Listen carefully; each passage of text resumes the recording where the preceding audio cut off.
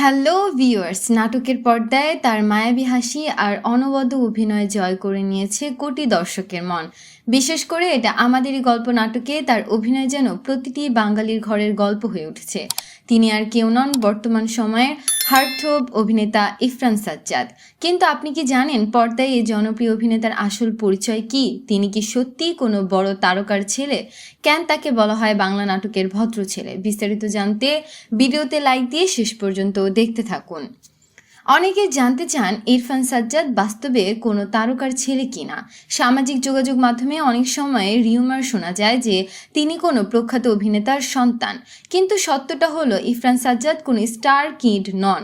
তিনি সম্পূর্ণ নিজের মেধা এবং পরিশ্রমে আজকের এই অবস্থানে এসেছেন।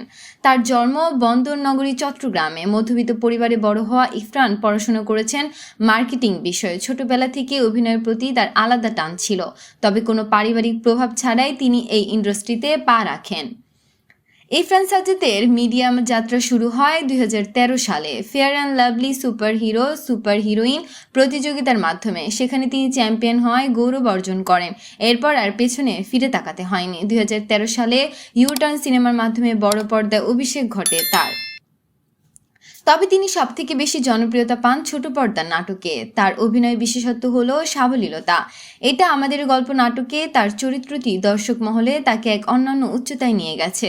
সামাজিক ও রোমান্টিক নাটকে ইরফান সাজ্জাদ এখন নির্মাতাদের প্রথম পছন্দ। বাস্তব জীবনে ইরফান সাজ্জাদ অত্যন্ত বিনয়ী এবং প্রচার বিমুখ একজন মানুষ। তিনি 2013 সালে তার দীর্ঘদিনের পরিচিত শারমিন সাজ্জাদকে বিয়ে করেন। পর্দার রোমান্টিক হিরো বাস্তবে একজন দায়িত্বশীল স্বামী। হাজারো ব্যস্ততার মাঝেও পরিবারকে সময় দিতে ভুলেন না তিনি।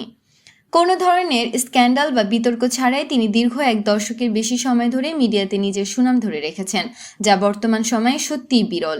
শূন্য থেকে শুরু করে আজ তিনি বাংলা নাটকের অন্যতম শীর্ষ অভিনেতা।